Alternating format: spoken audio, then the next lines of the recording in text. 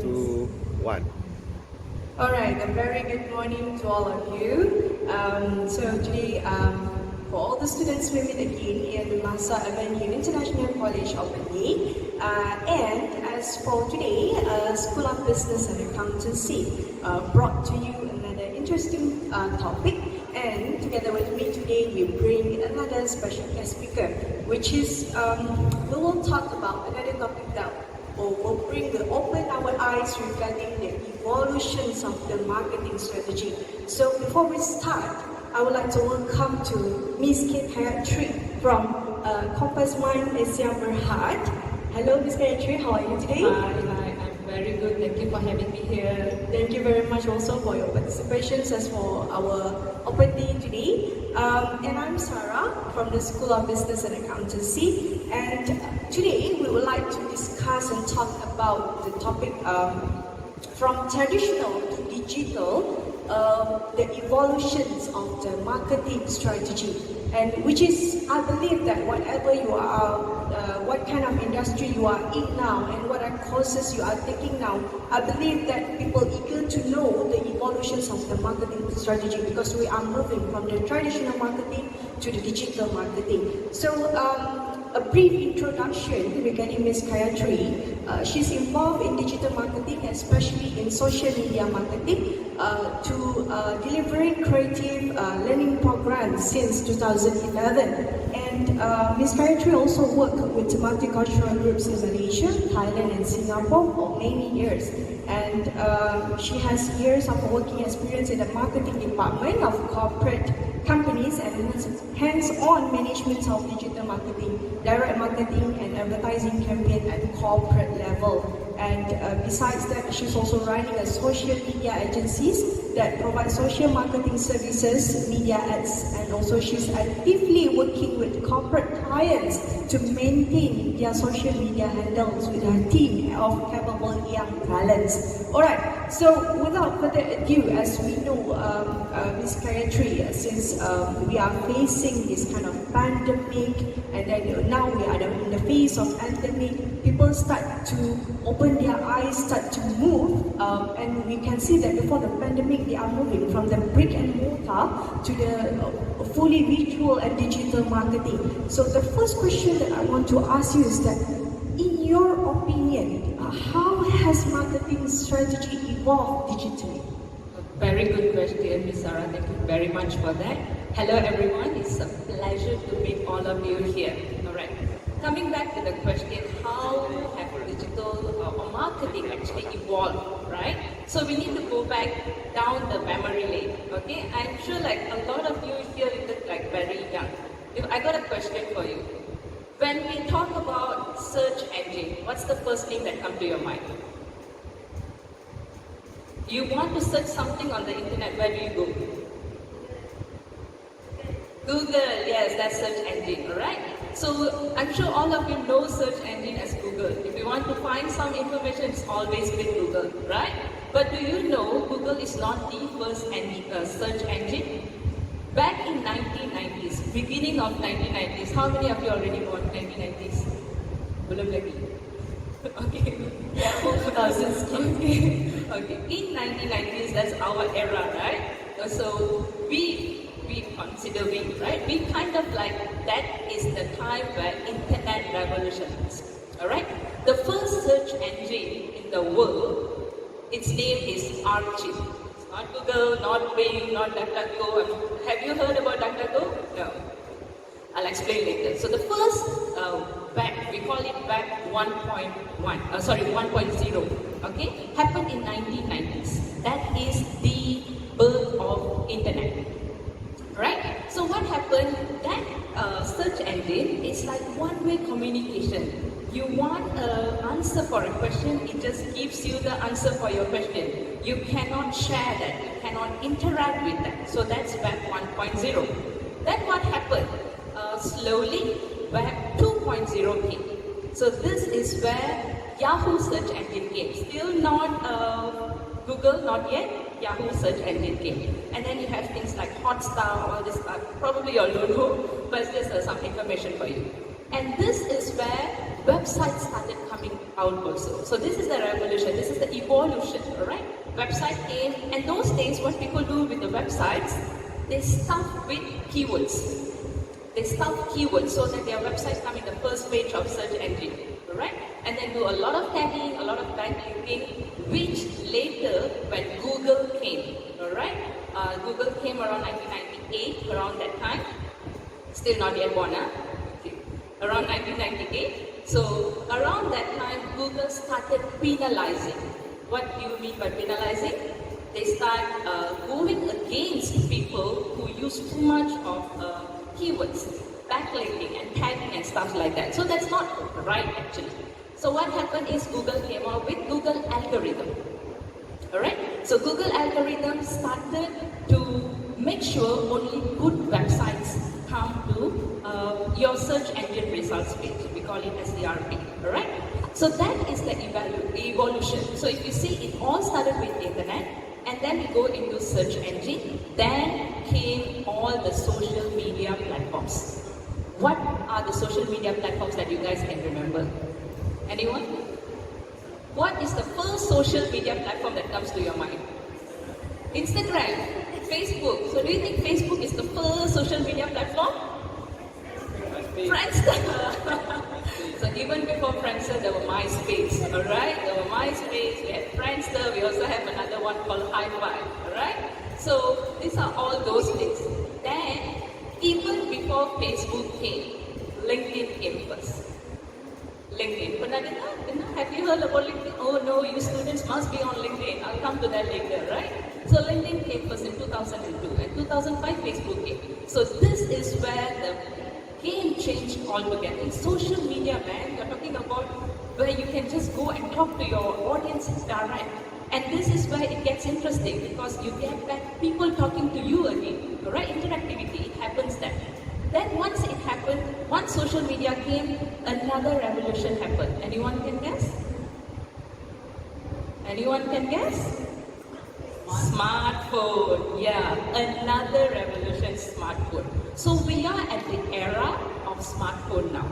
So whenever we design, we design websites for our corporate clients and all that. So we make sure that our design is not only web compatible, it must be 100% smartphone compatible. That's how important smartphones are. Because 90% of people, they browse for information, they acquire information using their smartphone, right? So that's what's happening now. And when we talk about smartphones and all these things, another thing must come to guide your mind. The content that you see, it's very much personalized for you. Let's just take Instagram. I think you guys are all Instagram or TikTok. Must be on TikTok. You're not in LinkedIn, Potako must be on TikTok, right? So all the TikTok content that you see, it is very much specialized for you. It's not for everyone. What you see and what I see will be totally different. Why? The algorithm works that way, to give you that kind of the content. So this is how it has been revolutionizing, and how companies use for their strategy. They know about their target audience so much better. They know about their target audience so much better, and they are able to give the target audience that kind of information they need. Alright? So having it like, putting it simple, it evolved in terms of information sharing. It evolved in terms of the personalized content that you guys see, and it evolved in another very important way, the analytics, the measures, the metrics that you can get. Alright? So putting it simply, that is how it has evolved from Web 1.0 to up to now Web 2.0, and Web 3.0, some scholars argue it's already started with our cryptocurrency, with our NFTs, and all this non-fungible tokens and stuff like that. So it's already started. Web 3.0 is already started, right? So it's just moving too fast, very fast. Right? Alright, so I'm really interested how the social media, especially capturing the personalized content. So I'm wondering, outside from our question, is that how this internet things capture this, the way how we search, what kind of so that they can give us the personalized content that we prefer? How they capture all those information? That's an interesting question, right? So this is where we actually give away our information, all right? So when it comes to social media or all this online, there's no such thing as privacy. Whatever you do, you put it on your social media. Wherever you go, you check in. So whatever browser that you open and you search for the information, you are being tracked. All right? So we already know that. We know the fact that we are being tracked. Even previously, WhatsApp. You know, WhatsApp is being owned by who? Facebook. They have been tracking you as well. Yeah, they've been claiming that never tracked and stuff like that.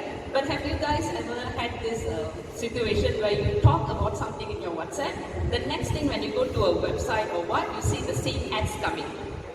Yeah, right. So that's how you are being tracked, right? So now people are getting to know more about being tracked and stuff like that. So you have an option. Nowadays, when you open any website, you will see that accept cookies or allow, stuff like that, right? So normally what you do? Accept it. So you're giving away again, right? Giving away all your privacy, giving away all your, tracking. You're helping them to track you even better. That's simply put that way, right? So, but on a positive side, it helps marketeer like us. So we will be able to, like for example, one of our clients who are into facial, and they specifically wanted certain target market in Malaysia. So let's say they wanted to focus on Malay market from this age group to this age group. So we are able to give them that results. Why? Because of this tracking mechanism. So one way is good for the marketeer. The second thing is we as a user, right? We are actually giving away our privacy, right? So for the young audience here, be very careful of what you share online. Be careful of where you browse, alright? There's someone out there looking at all this. Not trying to scare you, but this is the reality. Okay? Alright, okay, very nice information for us regarding the capturing of the information. And then we move on the second question is that what role is digital transformation playing in the marketing strategy? Okay, so when we talk about digital transformation, any businesses, any brands, you need to embark on this digital because it has a lot of significance, right? Like I mentioned earlier, there's two important things, right? One is we call this the media, social media properties like the metrics that we can, very accurate metrics. Like you'll be able to see how many people, let's say you post something, right? You'll be able to see how many people saw your news or reach the impression, and if you have like even more meaningful conversion, like how many people click the ads to go to a website or a landing page, you'll be able to track all that, alright? That's number one, the tracking, the measuring metrics. The second one is the interactivity. Like traditional media, right? We talk about newspaper, we talk about television, radio and all, these are traditional media. So whenever we see any ads in traditional media, you won't be able to interact. There's no two-way interaction, it's all one-way information flow, right? Here you will be able to interact. You can comment, you read about something that you're just so angry, you can comment there, you can put an angry face and stuff like that. You're happy, you put a happy face. What can you do with the newspaper? Probably you can burn the newspaper, right, if you're angry. But this is the interactivity. So at every stage of, we call this the marketing funnel, especially the first part of the significant, right, is the marketing funnel. So any marketing students here? No marketing students, alright. So it's a very interesting subject. So we have marketing funnel. So this is where, as a marketer or a business owner, so you see the funnel, right? We start from awareness. We have, interest. We have, alright. Remember all that? IDA model, and all that, right? So when we go through the funnel, the 5 stages, you will be able to make sure that every funnel is being tracked properly. So that is one of the important things why businesses need to embark on this. Second thing is, of course, the personalized content, right? Like for example, right guys, if I'm going to sell this jacket, something like this, right? And I know that for sure, anyone in the 20s can wear this jacket, anyone in their 40s can wear this jacket, or anyone in their 60s also can wear this jacket. I know that for sure. But I cannot just have this jacket, one pose, and then market to all. So that's not considered personalized. I need to know what a 20-year-old will be, looking for. Right? What kind of likes they have, what kind of probably challenges they have, so that what can actually get them to buy this jacket. Probably my content can be like the young girl wearing the jacket, and then we say things like, look cool, look cheap with this latest from Korea. We put Korea in everything it sells, nowadays. So you just put like that. So that is a content to sell for 20-year-olds. And then when it comes to 40-year-old, probably they don't want to look cool or cheap. It's more of looking sophisticated. Alright? So you want to appeal professional. So your content must be in that level. And then you have like 60-year-old. Do you think they want to look professional? I don't think so. They want to have, probably the comfort. They want to have comfort, it's easy to handle. You don't even need to wash. You just have to chuck it in the washing machine, and it's like ironless and kind of thing. So all these USP, unique selling points, comes there. So this is what we call personalized content. And in order to have the personalized content, you need to know your target audience. I cannot simply think about something and write. I really need to know my target audience. And how do I know the target audience? You guys, again, will be giving it to me. Alright? Alright, so of course, more than that, we will have to do a little bit of back and forth to get that, right? And of course, I think one more thing to the question is on the analytics part. So analytics is like very, very important, because you keep doing something but you don't know what's the result. That's insane. Right? So of course we need to know what's happening and how is our content is working, or ads that we are running. We are putting in money, you see. So we want to know how it is giving us, what is the ROI, or what is the return on ad spend and stuff like that. So these are the things that what in this era, why businesses and brands need to really embark on digital marketing. Alright? So I believe that there will be a lot of advantage compared to the traditional marketing, because using these kind of digital things, we can easily, especially when you mention regarding the analysis of the ROI, so it will be very useful for us, especially regarding the records of the data and everything. Okay, so moving on to the next question number 3. So based on your experience, what is the current positions of businesses or brand with respect to the digital marketing? What is the current brand and the businesses currently, right? So not too happy about it. So okay, I'll just give you some example of what is happening in our economy now. All right. In 2018, all right, the digital economy, the contribution of digital economy to Malaysia's GDP was around 18.5%, around that, all right, 18.5%. That means the ICT, the technology industry is contributing that much. And do you think it's a small percentage? But it has a significant impact on GDP, all right? So what happened in 2020, the government realized this. The government realized the potential of when SMEs, because SMEs is like around 90% of the businesses in Malaysia is SMEs. So the moment SMEs starts being digital, not have the digital transformation, they can foresee an increase in GDP for this from digital economy. So what government did, they did a lot of initiatives to get these SMEs to embark on digital transformation. Then what happened? They never. The SMEs didn't really bother that time until, fortunately or unfortunately, COVID happened. Pandemic hit, so this is like a slab left and right, you've got to be on digital. So that happened. Then what happened is, in the last 2 years, we see a high number, significant number of people, SMEs, not people, SMEs, businesses, brands, they start embarking on digital transformation, right? Just for some additional information, our government, Minister of Finance, with the collaboration of MDEC, they are giving out a lot of funds, alright? So there is like a 50% matching grant, up to, I think it's around 5,000 ringgit. You guys can check in MDEC if anyone who's interested, too young crowd. But if anyone is interested, you can just check out in MDEC's website, right? And especially if they are thinking about which area that we need to start digitalization, there's 7 main areas.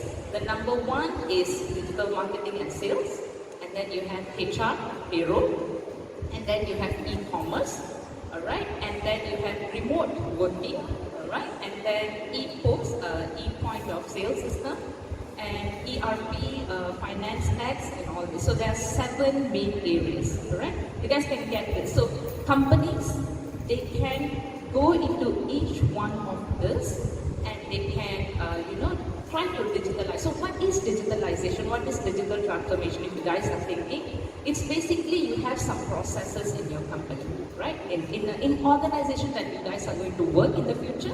Like let's take HR for example, human resource. So all the work process, the flow that they have, how can you automate it? How can you make it easier for us? Like you have like list of employees. You need to be able to access to employees' details. So those days it will be in multiple files. Those days when I was working in one of the MNC company, right? So we have an entire cupboard filled with files of each employee, and each file is getting bigger and bigger, thicker and thicker. So now we don't have that anymore. We have everything online. So it's easy, because when my boss that time, he asked, okay, go and check out this guys, blah, blah, blah. I have to go search one by one. Now just a bit of just in a click of a button, you'll get all the information. So that is, to put it simple, it's not as simple as that, but just to put it simple, it's the way you are going to automate your work process to make it easier, reduce human error, very important, to reduce human error, to save your cost, and lessen the dependency on human. Alright? So, yeah, that is, in short, what is digital transformation. Okay? And I believe that with digitalization, we also can reduce the redundancy. Exactly, yeah. It saves a lot of time and cost, right? Yeah. Okay, so moving on to the next question. Right, what are the common barriers that usually block the path to the marketing strategy in the era of the digital transformation? And also, what is the culture needed for more effective digital marketing? Okay. So, working with companies, brands, SMEs, or even micro enterprises, micro business owners, right? One of the things that I realize is the barriers in this is the fear of unknown. So people are still, they have this fear, like they don't know what they don't know, alright? So, and they have fear on that. What if I did things wrongly, alright? So, simple thing. Are you if your business is online, alright? If you're, even if for students, right? You yourself is a brand. So, are you online? When your future employer is going to look for you, are you there, right? So if not, then you have to think again, right? If your business is not online, when people search you and they can't find you there, it's as good as you don't exist at all, right? And I'll just share with you one real life example. Happened in 2015, if I'm not mistaken. This is a very huge insurance company in Malaysia, better not name them, alright? And in 2015, they were not on Facebook. Reason? The CEO told us because they don't want to have negative reviews on their Facebook page. Wow. But I tell you, if you go to any Facebook of any insurance company, you'll see a lot of complaints. You see a lot of complaints, right? So that shouldn't be a factor for us not being there. Alright, complaints will be there. People might just be happy with you, people just might be not happy with you. It's normal in business. So we just need to know how to handle that so that it doesn't become viral, So it's just about handling. But at that point of time, 2015 is not too long ago, right? And even at that point of time, when other insurance companies are already there on social media, this particular company was still thinking, alright? And what they didn't realize is they're already getting negative reviews on their Google review. You cannot do anything about it. It's just that they're worried about Facebook so much. But thank God, after 6 months of following up and all that, we managed to, close the client last of God. So yeah, this is the thing, the fear of unknown. They think like, the moment they think about digital transformation, it sounds like a technology altogether. Could it be expensive? Could it be complicated and stuff? But it's just a misconception. It's not as complicated. It's just the process. You're just making one by one process and to automate the process so that it makes our life easier. Alright? Another thing that I also see as a barrier, right, is the lack of creativity in marketing people. Right?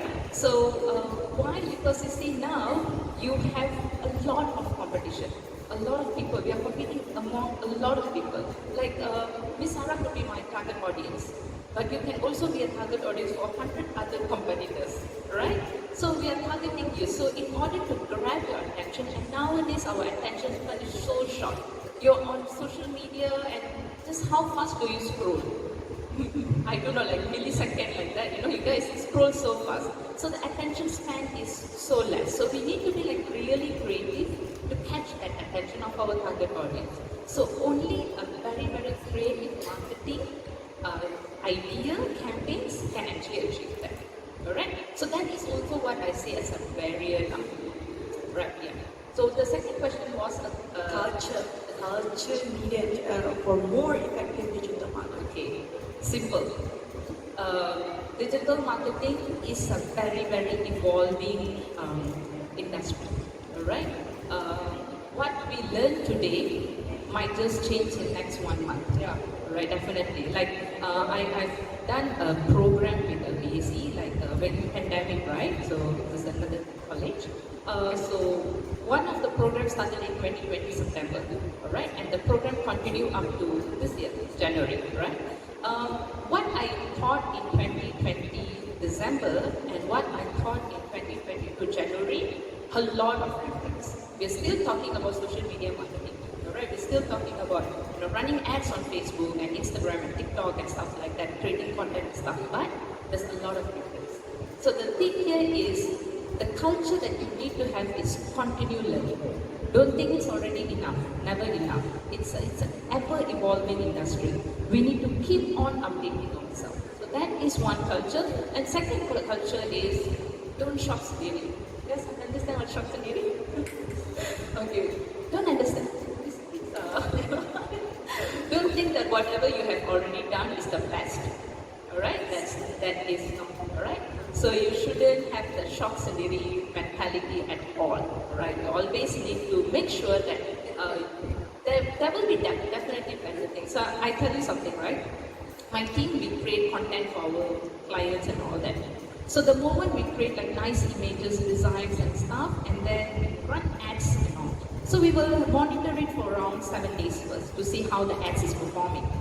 And then if the ads is not performing, the first thing we do is we change the creative. Creative means the images. And then we change the captions, alright? So once I found that something is not working, so I told my team, guys, change the creative. And after like 2 or 3 days, I still see the reach was very low. I asked, did you guys change the creative or not?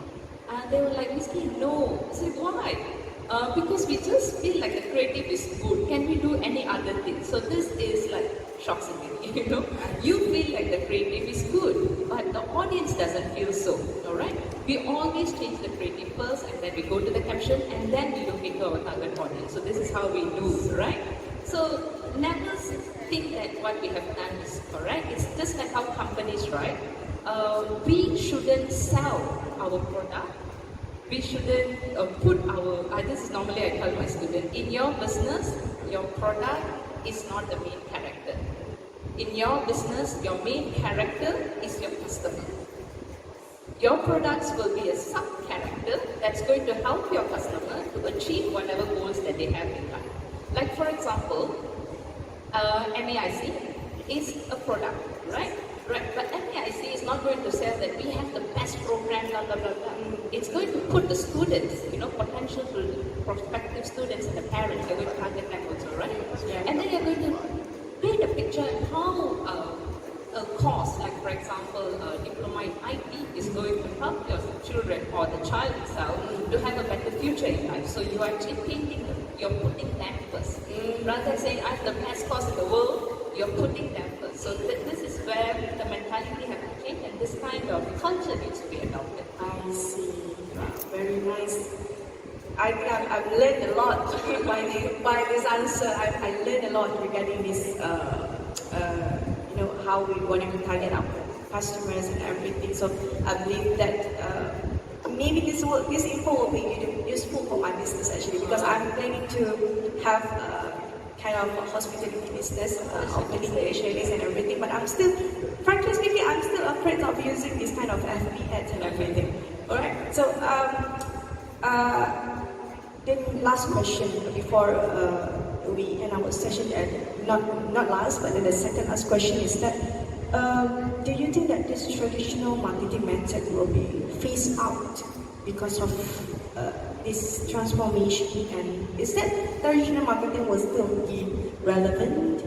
So whether it's will phase out or what, it's still like being argued. Whether some research or some scholars they argue that it's still relevant, as long as you have people who are still want to have the physical touch of newspaper, and people are still watching TV and listening to radio ads, it's still relevant. Alright.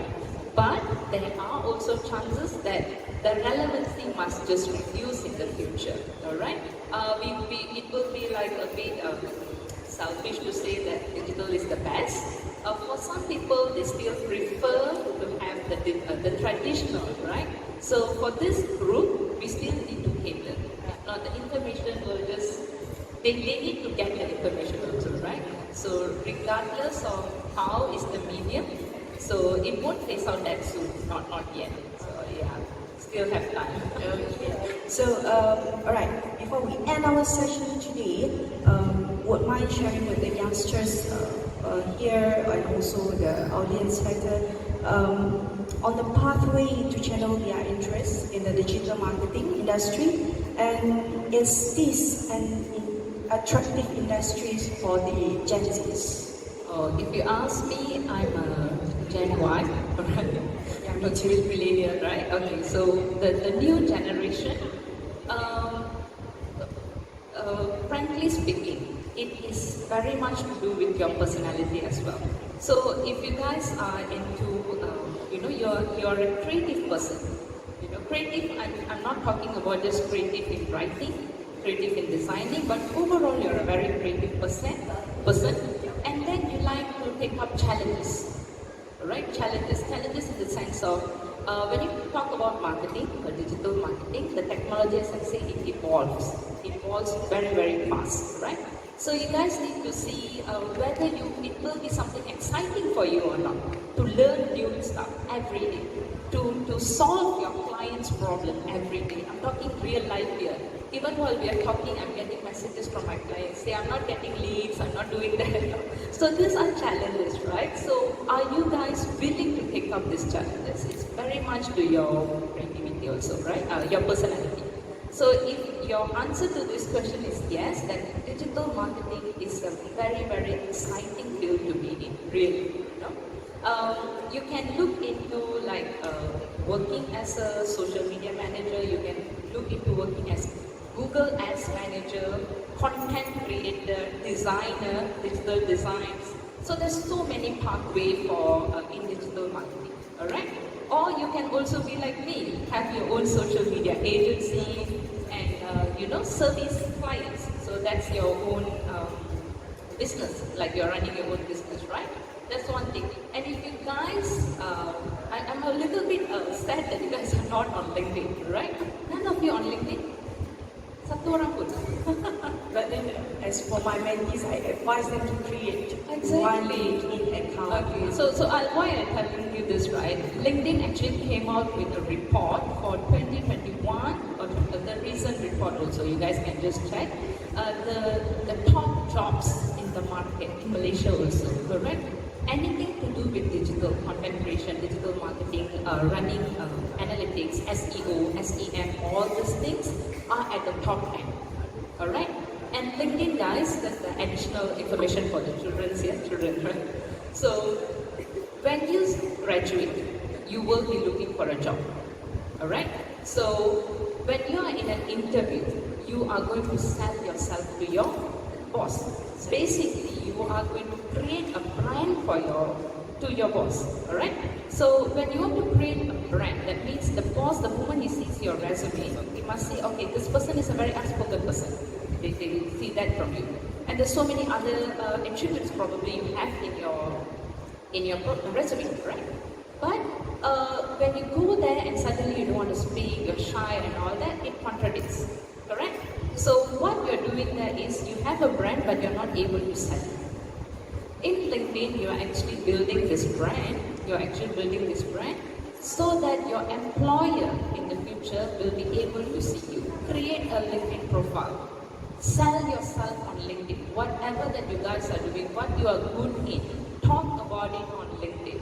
LinkedIn is an amazing, powerful platform, especially for youngsters like you guys, young students, right? Before you graduate itself, the first year in university, you need to start building your brand. You need to start being active on LinkedIn. Employers are looking at you. Alright? Alright. So I think it's a very good advice, and I believe that after this, students, please create your own LinkedIn account, because I see that most of the students, whenever they have an event in the university, they post it in the LinkedIn account, and even when they start the internship, they post it in the LinkedIn account as well. So that I believe that in the LinkedIn, I believe there will be CEOs, all the C-levels, directors will capture you, they will aware about you.